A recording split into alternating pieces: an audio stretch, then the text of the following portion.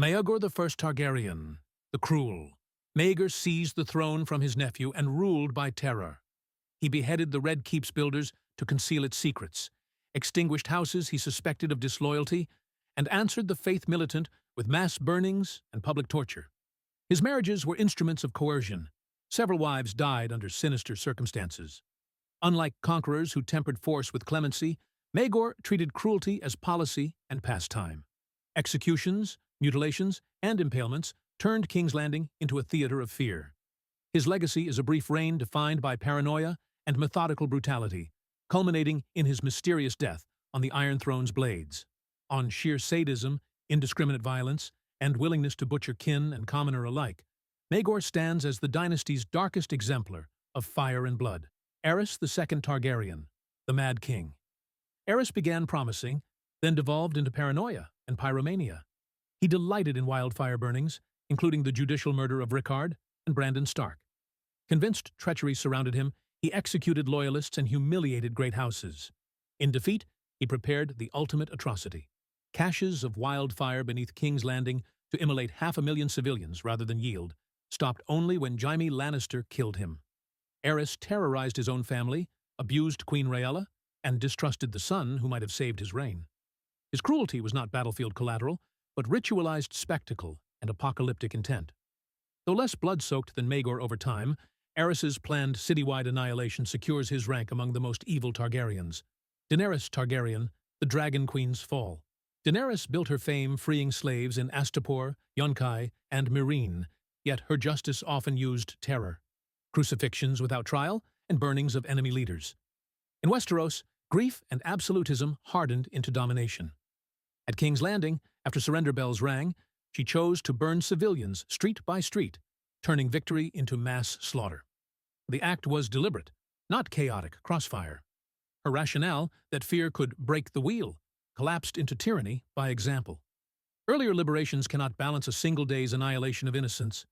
Measured by action, not intention, Daenerys ranks high among Targaryen evildoers.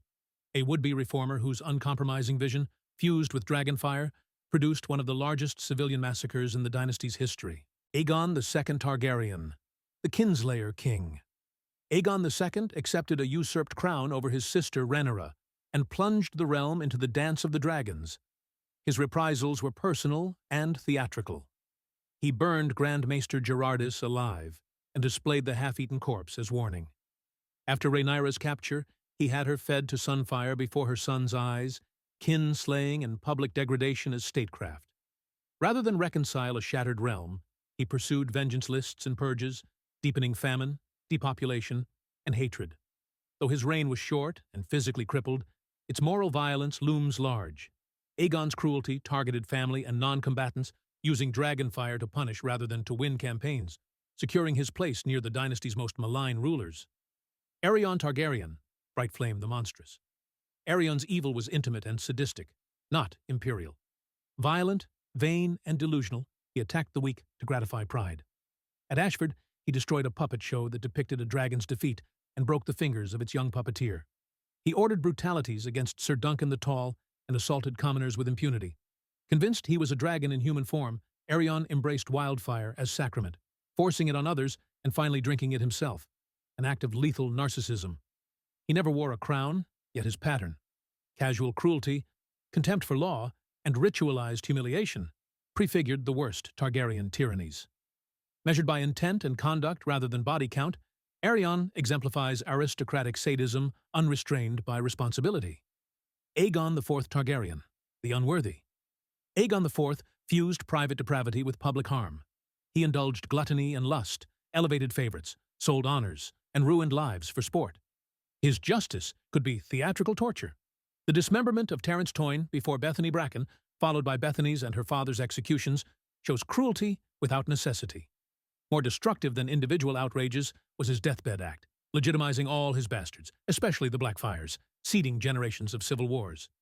He weakened institutions, corrupted offices, and treated the treasury as personal purse. Aegon's reign lacked Maegor's battlefield gore or Aerys's apocalypse, but his sustained misrule and dynastic sabotage bled the realm for decades. Evil here is systemic, selfish choices that maximize suffering long after the king is gone. Aemond Targaryen, One-Eye. Aemon's defining crime was kinslaying born of vengeance.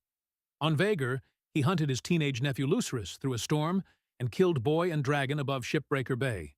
True or not, rumors he mutilated Luke's corpse amplified his terror image.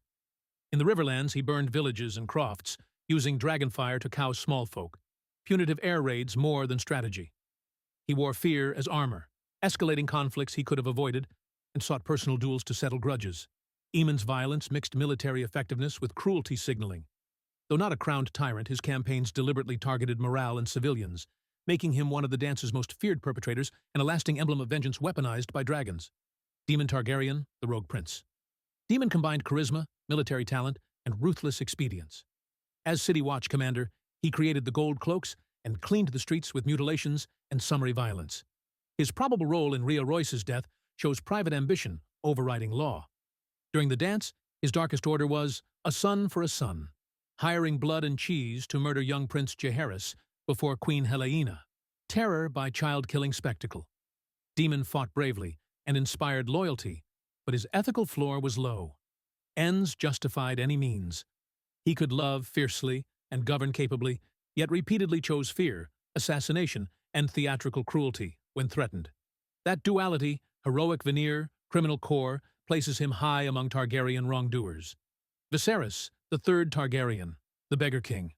Viserys ruled no realm, but his conduct in exile revealed a petty tyrant's temperament. He treated Daenerys as property, striking, choking, and threatening to sell her to buy an army. He openly fantasized about returning with foreign warriors to burn Westeros for his crown. Lacking power, his cruelty was domestic and performative. Emotional abuse, coercion, and willingness to barter his sister's body. His death by molten crown symbolized a claim rooted in entitlement, not merit. Viserys' evil is small in scale but clear in intent. The mindset that would abuse dependents in peace and victims in war if given the chance. He is a blueprint of tyranny without opportunity. Daeron I Targaryen, the young dragon. At 14, Daeron invaded Dorne and won, briefly.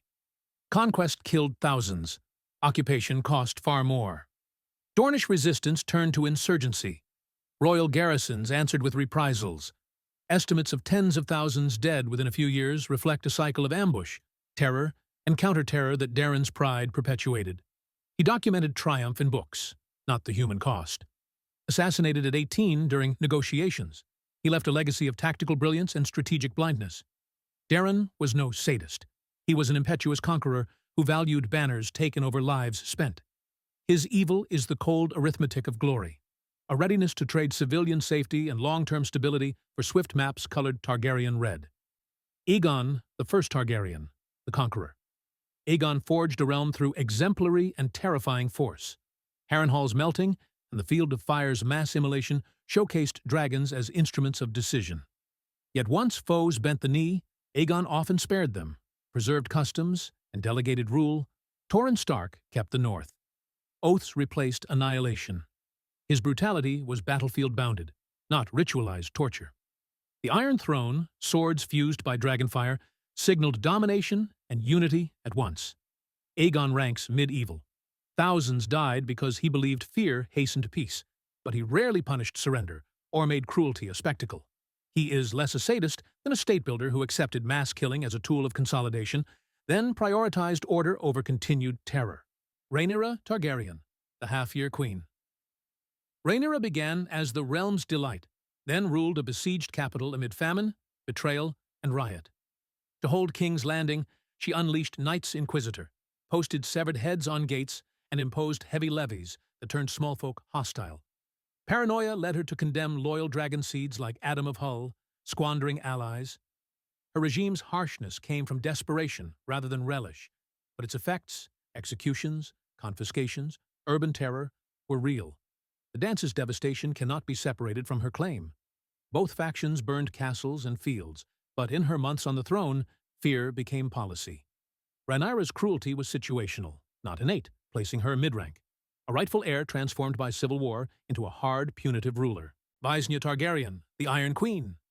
Visenya embodied rule through deterrence. Sword in hand and Vhagar overhead, she quelled rebellions by burning seats of disloyal houses in single-night strikes. Punitive but targeted. Suspicious by nature, she created the Kingsguard, after an assassination attempt, institutionalizing royal security.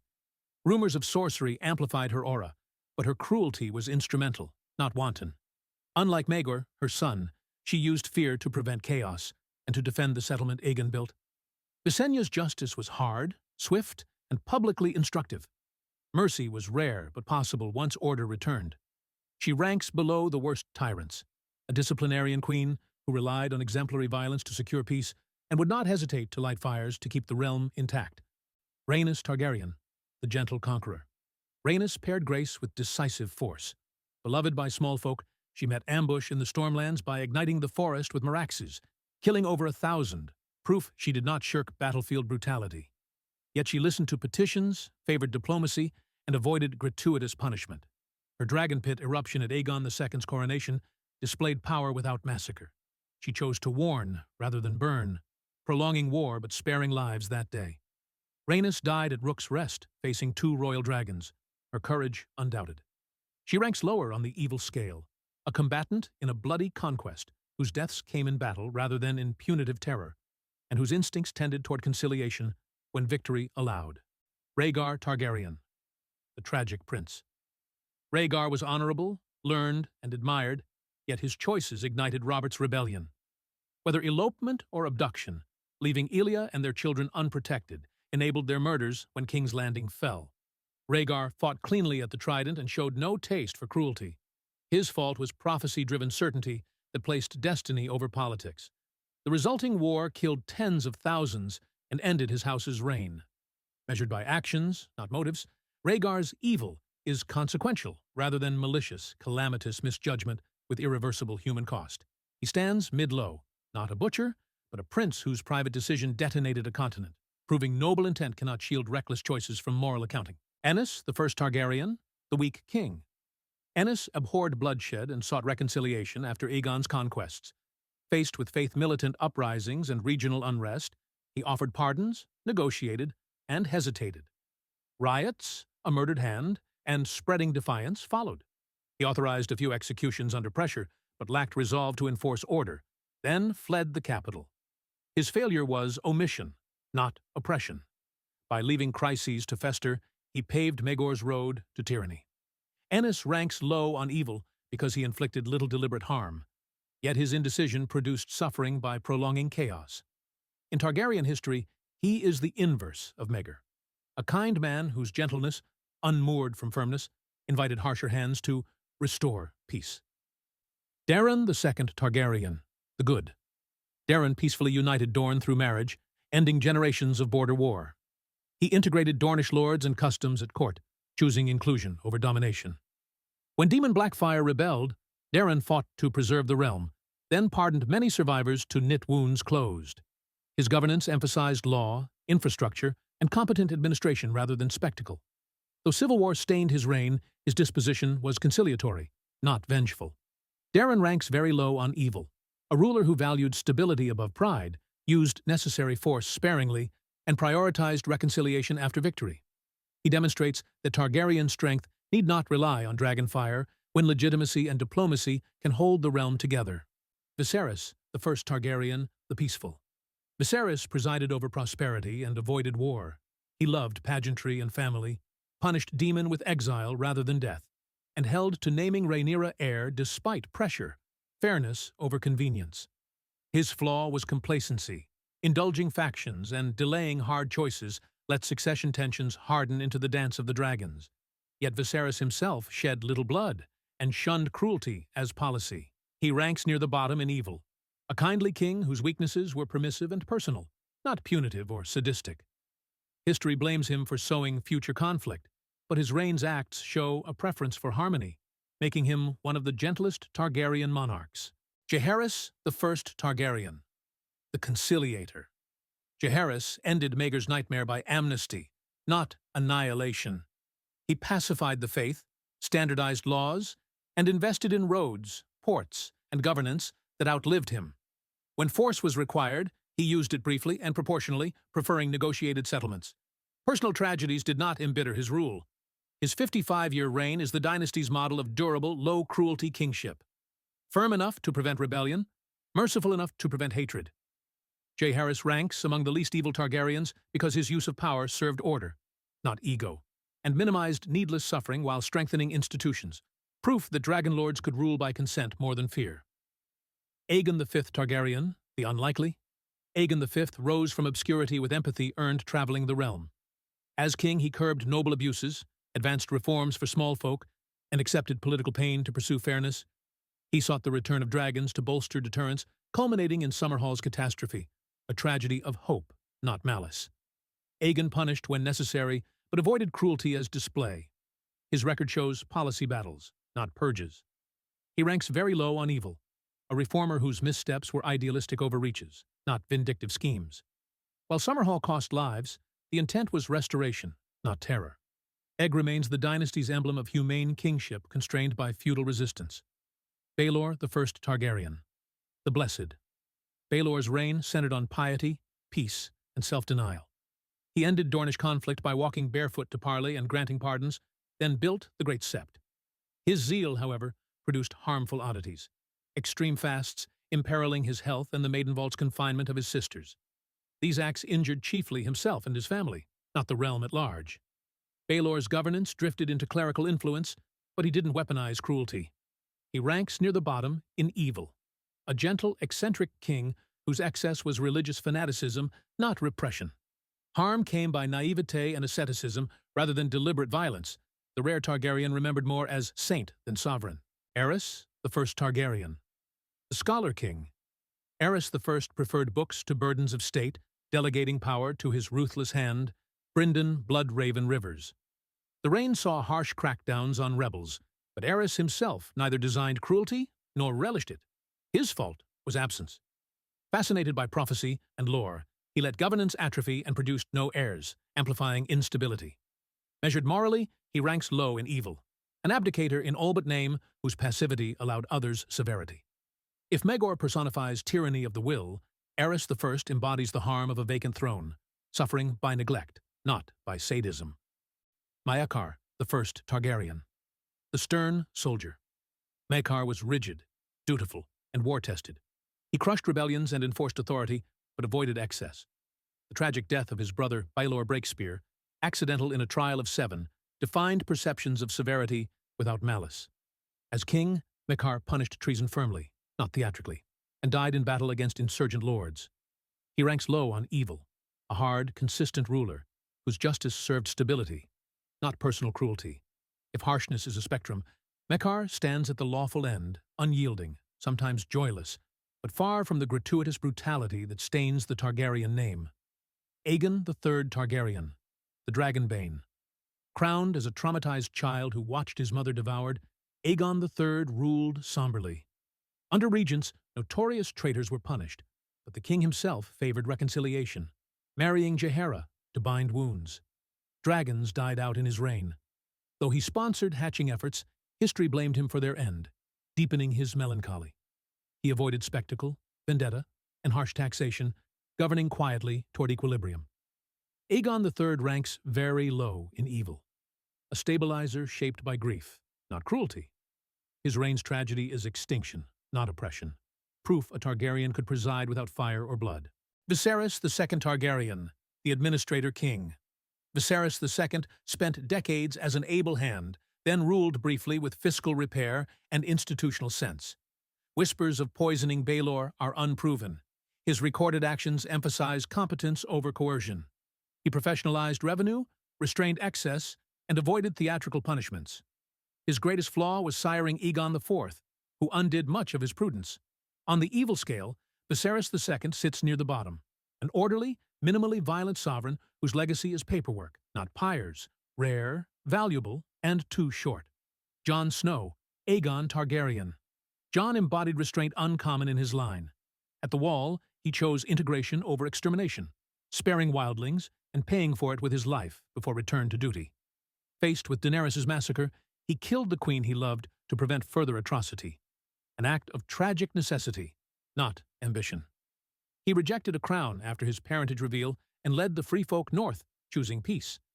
Jon ranks essentially last in evil. His violence was defensive, adjudicative, or sacrificial. In a dynasty famed for dragonfire, he proved the most dangerous power is the power declined, Aemon Targaryen, master of the Night's Watch. Aemon renounced crowns for service, spending a century guiding the Watch with humility and wisdom. Blind but clear-sighted, he counseled mercy without naivete, and refused chances to rule, foreseeing bloodshed. His final journey south sought to aid Daenerys, not to reclaim dominion. No record shows deliberate cruelty or self-aggrandizement. His life is defined by duty, learning, and quiet kindness. Aemon ranks as the least evil Targaryen, a living rebuttal to the house's worst impulses, proving that the blood of the dragon need not burn to lead. If you thought the Targaryens were masters of cruelty and power, wait until you see the ones who can literally steal your face. Click on the video on your screen now to uncover the darkest secrets of the Faceless Men.